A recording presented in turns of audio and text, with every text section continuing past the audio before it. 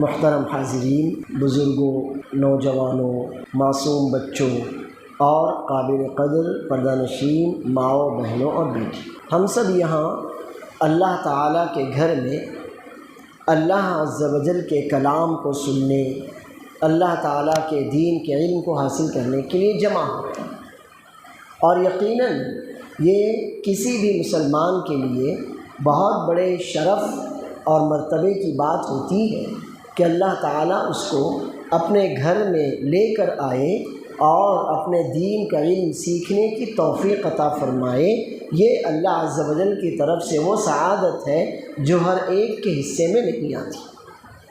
اب یہاں دیکھیے، ہم اور آپ چند لوگ یہاں مسجد کے احاطے میں موجود ہیں۔ ہم میں سے کتنے ایسے لوگ ہوں گے جنہیں اس درس کے بارے میں معلوم ہوگا، لیکن آپ سوچ رہے ہیں وہ کیوں نہیں ہے؟ تو اس کا جواب ہے کہ اللہ نے ان کو توفیق نہیں دی، اللہ نے انہیں اس قابل نہیں سمجھا کہ وہ اس وقت اللہ عز و جل کے گھر میں موجود ہوں، اور اللہ تعالیٰ کی طرف سے اللہ کے گھر میں بیٹھنے والوں، اللہ کے دین کا علم سیکھنے اور سکھانے والوں کو جو شرف ملتا ہے، جو انعامات ملتے ہیں، جو نوازشیں ان پر اللہ کی ہوتی ہیں، اللہ عز و جل نے انہیں اس قابل نہیں سمجھا۔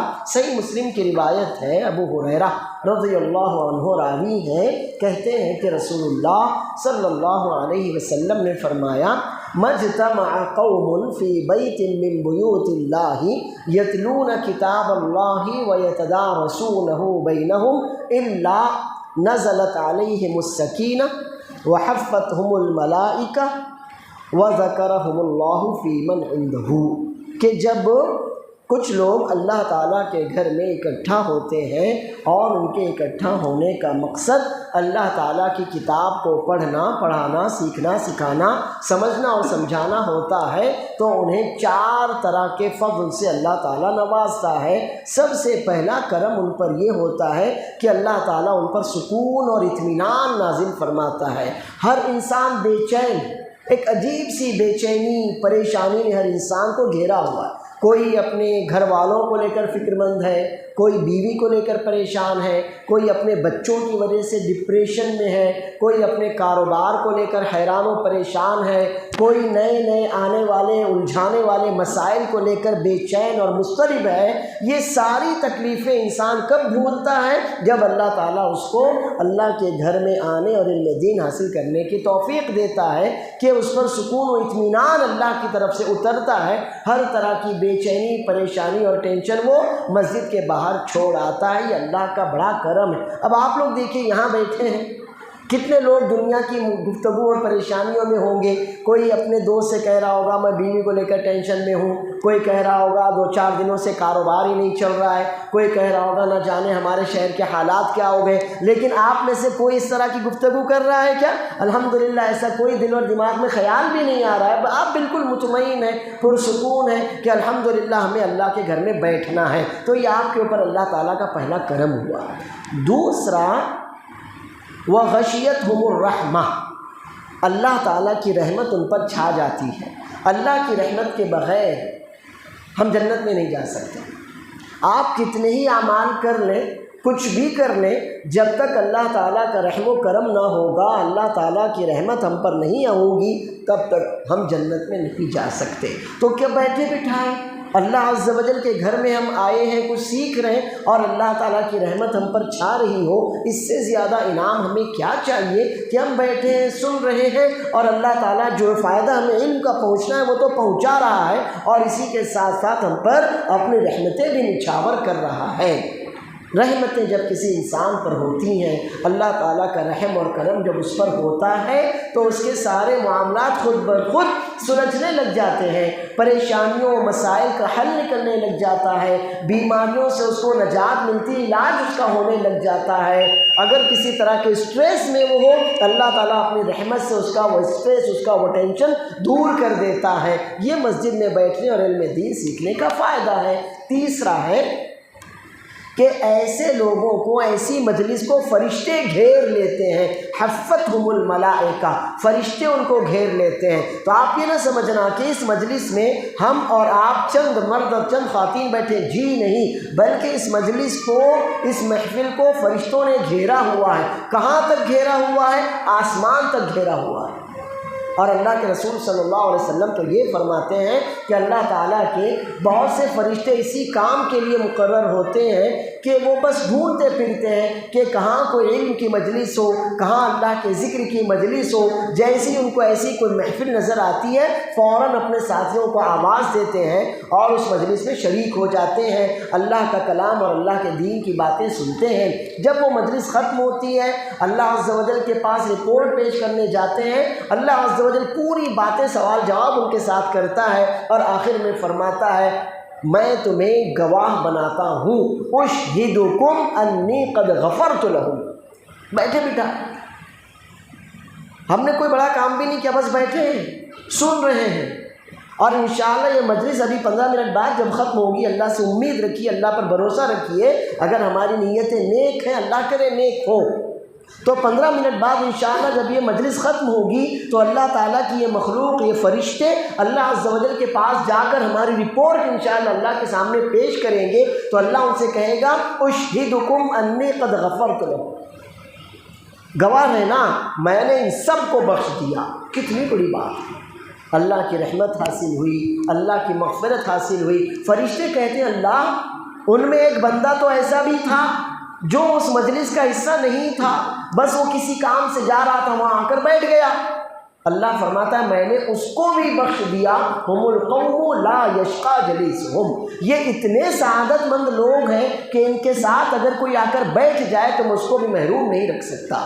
تو سوچیے اگر ہماری وجہ سے کسی اور کی مغفرت ہو رہی ہے تو خود انشاءاللہ ہمارا درجہ اللہ وحدہ لا شریک یہاں کتنا بڑا ہو سکتا ہے۔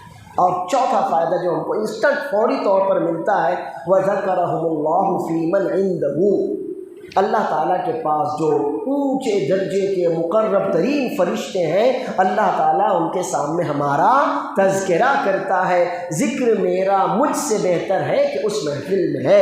اللہ تعالیٰ ہمارا تذکرہ ان فرشتوں کے سامنے کر رہا ہوگا، ایک ایک کا نام لے کر کے، دیکھو میرا فلاں بندہ، میرا فلاں بندہ، تم انہی بندوں کے بارے میں کہتے تھے نا کہ یہ خون کریں گے، خرابہ کریں گے، فساد مچائیں گے، دیکھو میرے یہی بندے آج میرا ذکر کرنے کے لیے میرے گھر میں موجود ہیں۔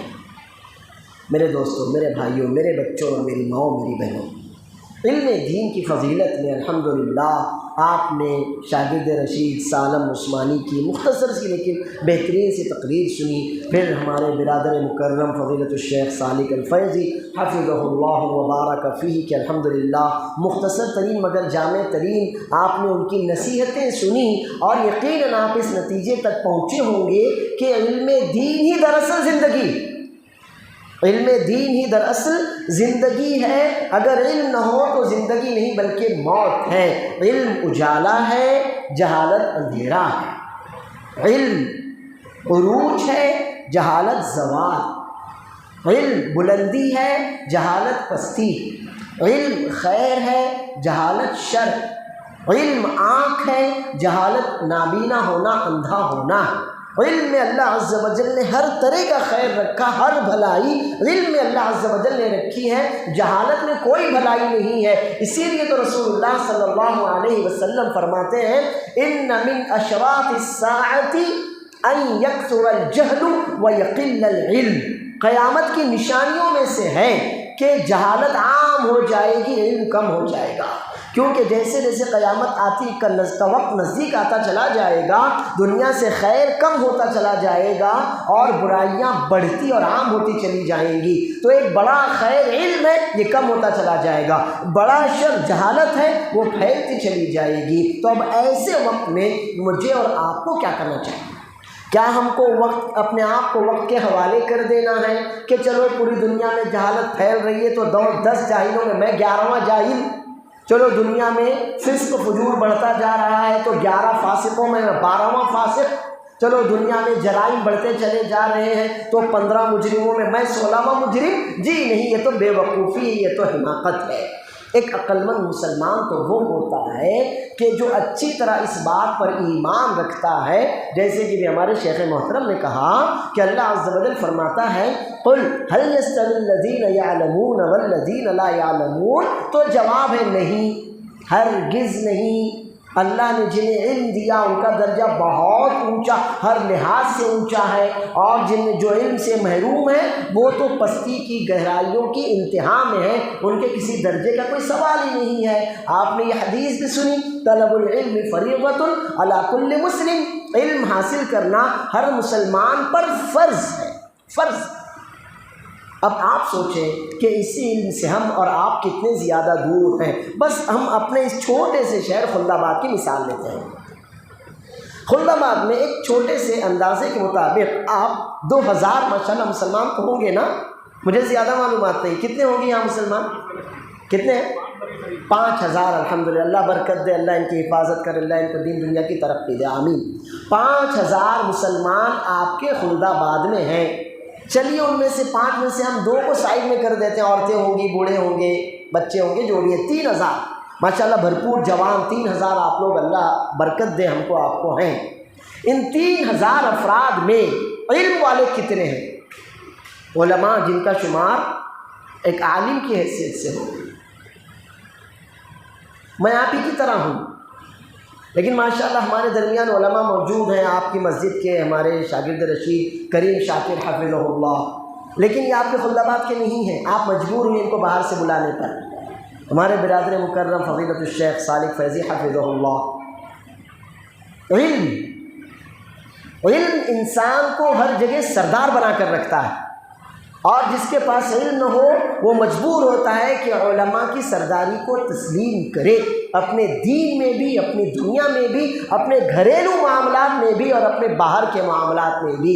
اب آپ بتائیے کہ آپ 3000 افراد الحمدللہ ہیں، آپ میں سے کوئی کاروباری ہوگا، آپ میں سے کوئی کسی سروس میں ہوگا، کوئی پرائیویٹ جاب پر ہوگا، غرض الگ الگ طرح کے ماشاءاللہ، لیکن آپ 3000 افراد میں کتنے حفاظ ہیں؟ کتنے؟ 10 15 20 50؟ ایک بھی لا الہ الا اللہ۔ علماء نہیں، کیوں؟ حدیث آپ کو معلوم ہے، ابھی آپ مجھے بڑھ کر سے سنائیں گے طلب العلم فریضۃ علی کل مسلم، کل اللہ کان پکڑے گا کہ تجھ کو حدیث معلوم تھی، تو نے خود علم حاصل کیوں نہیں کیا، اپنے بچوں کو تو نے علم کیوں نہیں سکھایا؟ تو آپ کیا جواب دیں گے؟ آپ کہتے ہیں کہ ہم سب سے اچھی امت ہیں، کس حساب سے بھائی؟ اللہ عز و جل نے فرمایا کنتم خیر امت، تم سب سے اچھی امت ہو۔ کیوں؟ کیا ہے تمہارے اندر؟ جیسے دوسرے کھاتے پیتے ہیں ہم بھی کھاتے پیتے ہیں، جیسے دوسرے زندگی گزارتے ہیں ہم بھی گزارتے ہیں، تو کس اعتبار سے آپ اچھے ہوئے؟ کیا ہے آپ کے پاس؟ اگر علم ہے تو اچھے ہیں، ورنہ علم نہیں ہے تو دوسرے ہمارے سے اچھے ہیں، جن کے پاس علم ہو اللہ ان کو سرداری دیتا ہے۔ آپ کہتے ہیں علماء انبیاء کے وارث ہوتے ہیں، تو علماء ہوتے ہیں نا، آپ 3000 میں سے تو ایک بھی نہیں ہے۔ انبیاء کا وارث کون ہے؟ علماء ہیں۔ آپ 3000 میں سے انبیاء کے وارث کتنے ہیں؟ میرے دوستوں، میرے بھائیوں، واقعی یہ ہمارے اور آپ ہم سب کے لیے بہت ہی زیادہ شرمندگی کی بھی بات ہے، اور یہ ایسی بات ہے کہ جس پر اگر فوری طور پر ایکشن نہیں لیا گیا، فوراً اگر اس پر ایکشن نہیں لیا گیا تو آگے حالات کیسے آ رہے ہیں آپ اچھی طرح جانتے ہیں۔ ان حالات میں آپ کو اللہ کے فضل، اللہ کی رحمت کے بعد ایک ہی چیز ہے جو نجات دلا سکتی ہے، اور وہ ہے علم۔ صحابہ کرام کو ذرا آپ دیکھیے، پڑھے لکھے تھے صحابہ کرام، کتنے صحابہ کرام کے پاس پی ایچ ڈی کی ڈگری تھی؟ آپ ذرا 2 کے نام بتائیے سے۔ کتنے صحابہ کرام؟ آپ کو کم از کم 50 صحابہ کے تو نام تو معلوم ہوں گے نا، تو ان میں سے کتنے صحابہ کرام نے پی ایچ ڈی کی ڈگری حاصل کی تھی؟ کتنے صحابہ کرام آئی ٹی فیلڈ میں تھے؟ کتنے صحابہ کرام سائنٹسٹ تھے؟ کچھ ہے؟ پڑھے لکھے نہیں تھے، بکریاں چراتے تھے، اونٹ چراتے تھے، جنگلوں میں صحراؤں میں زندگیاں ان کی گزرتی تھیں، لیکن وہی صحابہ کرام دنیا کے خلیفہ بنے، اللہ نے ان کو دنیا کا بادشاہ بنایا۔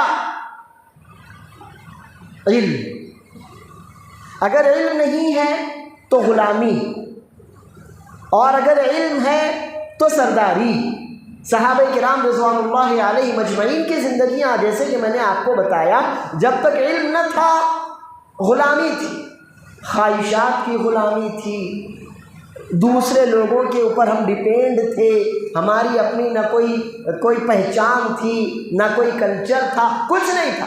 لیکن جب اللہ عز و جل نے ہم کو علم دیا تو جو لوگ ہم کو آنکھیں دکھاتے تھے ہم نے انہیں پیروں تلے راؤنڈ ڈالا۔ دنیا کی بڑی بڑی سپر پاور اس وقت جو حکومتیں تھیں، الحمدللہ ہم نے ان کو فتح کیا اور دنیا پر ہم نے سینکڑوں سالوں تک حکومت کی۔ کیا وجہ تھی اس کی؟ علم تھا، ایمان تھا، اس کے علاوہ اور کوئی وجہ نہیں تھی۔ اللہ عز و جل خود فرماتا ہے، آیت پر آپ غور کیجیے، ہمارے شاگرد نے یہ آیت آپ کے سامنے پڑھی ہے، 28 پارے سورہ مجادلہ کی آیت کا چھوٹا سا حصہ ہے، یرفع اللہ الذین آمنوا منکم والذین اوتوا العلم درجات۔ تم میں سے جو ایمان لائے، اس پر بھی غور کیجیے، قرآن کریم پر غور کریں گے نا اتنے زیادہ قرآن کریم کے معنی کلیئر ہوں گے۔ اللہ فرماتا ہے تم میں سے جو لوگ ایمان لائے اور جنہیں علم دیا گیا، فرق محسوس کرو، جو ایمان لائے وہ ان کا اپنا عمل، لیکن جنہیں علم دیا گیا یہ اللہ کا فضل۔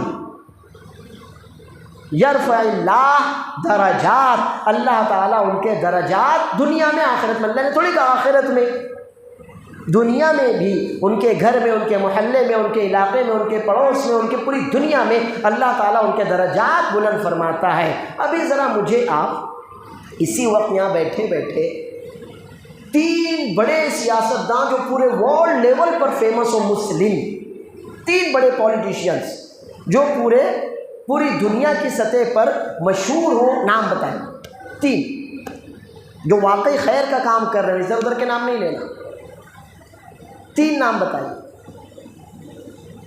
اچھا آپ نے نام بتائے نا تو آپ ان کے پہلے بعد میں رحمہ اللہ نہیں کہنے والے ہیں، مگر اگر کسی ایک عالم کا نام بھی آپ بتائیں گے نا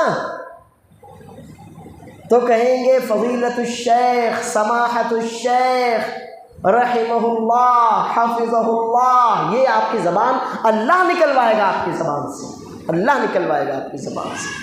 آپ ابن باز نے کہا نہیں کہتے، آپ کہتے شیخ ابن باز رحمہ اللہ نے کہا۔ علم بادشاہت نہیں تھی، بادشاہ تو علم کی بادشاہت ہوتی ہے۔ ہارون رشید بڑے بادشاہ گزرے ہیں، عباسی بادشاہوں میں سے تھے۔ امیر صاحب تھوڑا سا وقت دیجئے، 5 منٹ۔ بڑے بادشاہ گزرے ہیں، اللہ نے ان کو ماشاءاللہ، جو بادشاہت ان کے زمانے میں تھی اس کا وقت نہیں، لیکن اب وہ ایک بار اپنے ایک محل میں کہیں تھے، انہوں نے دیکھا کہ ایک بھیڑ ہے، لوگوں کا ہجوم ہے جو بھاگا چلا جا رہا۔ حیران ہوئے کہ یہاں میں ہوں، بادشاہ، خلیفہ، آدھی دنیا سے زیادہ علاقے پر جس کی حکومت، میرے لیے تو کبھی لوگوں میں ایسا جنون نہیں دیکھا گیا۔ یہ آخر کون ہے کہ جس کے لیے لوگ دیوانہ واہ امڑے چلے، پورا شہر کا شہر پوچھا اپنے دربانوں سے تو کہا گیا امام وقت عبداللہ بن مبارک رحمہ اللہ تشریف لائے۔ کہا بادشاہت تو یہ بادشاہت ہوتی ہے، تو ایک عالم ہمارے دل پر حکمرانی کرتا ہے اور ایک بادشاہ زبردستی ہمارے جسم پر حکمرانی کرتا ہے۔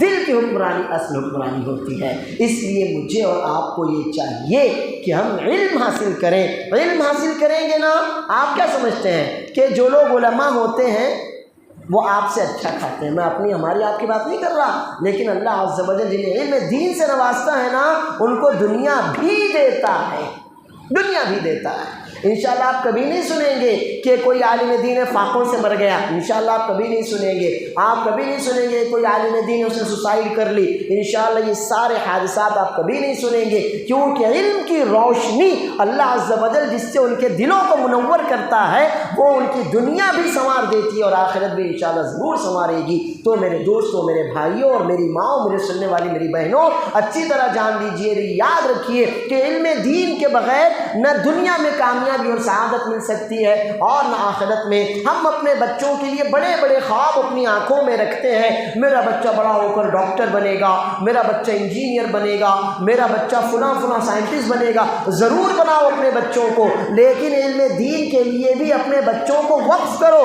آپ اپنے بچوں کے لیے دل میں یہ خواب رکھو کہ یہ میرا بچہ اللہ عز و جل نے جسے دیا، میں اسے حافظ بناؤں گا، میں اسے عالم بناؤں گا، اور اللہ عز و جل اس کے علم کے ذریعے پورے علاقے کو روشن کر دے گا۔ آپ کے لیے ایک خاتون کی مثال کافی ہونا چاہیے۔ مریم، نام سنا ہے مریم کا؟ انہوں نے اپنے رب سے منت مانی تھی، نظر مانی تھی، محررن، کہ اللہ تو مجھے جو بھی بچہ دے گا نا، میں اسے تیرے دین کے لیے وقف کر دوں گی۔ ایک خاتون اپنے بچے کو اللہ کے حوالے کر دینے کی نظر مانی تھی۔ ہم کیوں نہیں نظر مان سکتے؟ اللہ تو نے مجھے 4 بیٹے دیے، ان میں سے 2 بیٹے اللہ تیرے دین کی خاطر وقف کر دوں گا۔ ہماری مائیں بہنیں اس معاملے میں کیوں پیچھے رہتی ہیں؟ اور آپ سوچئے اگر کل کو اللہ عز و جل کے دربار میں آپ پیش ہو جائیں، اللہ عز و جل آپ سے کہے کہ آپ کے یہاں تو کوئی حافظ، کوئی عالم نہیں تھا، آپ تو ہمیشہ سے دوسروں کے محتاج رہے، تو آپ کے پاس کیا کوئی عذر ہو سکتا ہے؟ الحمدللہ ابھی آپ کے شہر میں ماشاءاللہ علم دین سکھانے کے لیے ادارے موجود ہیں، دو ادارے موجود ہیں، حفظ کے لیے ہے، علم دین کے لیے ہے۔ پھر کیا کل کو اللہ کے پاس آپ جائیں گے تو اللہ سے کہہ سکیں گے اللہ میں بھی نظر مان لیتا لیکن اللہ ہمارے علاقے میں تو کوئی ادارہ نہیں تھا؟ جی، آپ کے پاس کوئی عذر نہیں ہوگا۔ تو کیا ابھی یہ وقت نہیں ہے کہ ہم اپنے بچوں کو علم دین کے لیے وقف کرنے کی خاطر ٹھان لیں کہ اللہ تو نے مجھے بیٹا دیا ہے، میں اس بچے کو تیرے کلام کا حافظ بناؤں گا تاکہ یہ سب سے زیادہ بہترین انسان بن کر دنیا اور آخرت میں جی سکے۔ اللہ تو نے مجھے جو بچہ دیا ہے میں اسے تیرے دین کا عالم بناؤں گا تاکہ یہ ہم پورے علاقے کو اپنے علم سے روشن کر سکے۔ چنانچہ مجھے اور آپ کو یہ چاہیے کہ اللہ عز و جل نے ہمارے شہر میں ہمارے لیے ادارے فراہم کیے ہیں، نہ بھیجیں اپنے بچوں کو دور دور، نہ بھیجیں ہم ادھر ادھر کے علاقوں میں، لیکن کم از کم اپنے علاقوں میں جو ادارے موجود ہیں آپ ان کا تو خیال رکھیں۔ الحمدللہ حفظ کا انتظام ہے، علم دین سکھانے کے لیے عالمیت کا انتظام ہے، اور اس کے باوجود اگر آپ اس طرف سے بے توجہی برتیں گے تو کل کو اللہ عز و جل کے سامنے کون سا منہ لے کر حاضر ہوں گے جب کہ اللہ کا آپ سے پوچھ لے گا کہ ٹھیک ہے تم دور نہیں بھیج سکتے تھے لیکن تمہارے علاقے میں علماء موجود تھے، ادارے موجود تھے، علم دین سکھانے والے ذمہ داران علماء موجود تھے، سب تھا، حفظ کے لیے تحفیظ کا انتظام تھا، علم دین سکھانے کے لیے عالمیت کا انتظام تھا، لیکن تم نے اپنے آپ کو محروم رکھا۔ تو اس دن کے لیے آپ جواب تیار کر لیجئے۔ چنانچہ میں یہاں بیٹھ کر اپنے سب بھائیوں اور بہنوں سے جنہیں بھی اللہ نے اولاد سے نوازا ہے یہ درخواست کرتا ہوں کہ اپنے بچوں کو علم دین ضرور سکھائیے۔ آپ انہیں بنائیے نا، آپ ڈاکٹر بنائیے، انجینئر بنائیے، کلیکٹر بنائیے، جو بنانا چاہتے ہیں ضرور بنائیے، لیکن اسی کے ساتھ ساتھ ان کو علم دین بھی ضرور دیجیے، ان کو حافظ بھی بنائیے، ان کو عالم بھی بنائیے۔ اور الحمدللہ آپ کو بہت زیادہ دور جانے کی بھی ضرورت نہیں ہے، آپ کے اپنے شہر میں اللہ عز و جل نے حفظ کے لیے بھی انتظام رکھا، مدرسہ موجود ہے، اور عالمیت کے لیے انتظام رکھا، مدرسہ موجود ہے۔ چنانچہ اپنے بچوں کو ضرور بضرور آپ ان مدارس میں داخل کریں تاکہ آپ کے یہ بچے کل آپ کے لیے دنیا اور آخرت میں سعادت مندی کا اور عزت کے ساتھ جینے کا سبب بن سکیں، اور آپ کے یہ بچے دنیا میں ہم مسلمانوں کی امت کی کمان سنبھال سکیں۔ امید ہے کہ میری یہ باتیں آپ کی سمجھ میں آئی ہوں گی، اور اسی وقت آپ اسی مجلس میں آپ ٹھان لیجئے کہ آپ کو اپنے بچوں کو انشاءاللہ حافظ اور عالم بنانا ہے۔ اگر آپ ٹھان لیں گے، اللہ پر بھروسہ رکھیں گے تو اللہ عز و جل آپ کے جیتے جی انشاءاللہ ضرور بضرور آپ کے بچوں کو حافظ اور عالم بنا کر ان کے ذریعے دنیا والوں کی اصلاح کا کام لے گا۔ اللہ تعالیٰ مجھے اور آپ کو علم دین سیکھنے اور اپنے بچوں کو علم دین سکھانے کی توفیق عطا فرمائے، ہماری مسجدوں کی، ہمارے مدرسوں کی حفاظت فرمائے، ہمارے علماء کی حفاظت فرمائے، ہم سب کو اپنے بچوں کو دین سکھانے کی توفیق بھی دے اور دین پر عمل کرنے والا بھی بنائے، آمین۔ وآخر دعوانا الحمدللہ رب العالمین، والسلام علیکم ورحمۃ اللہ وبرکاتہ۔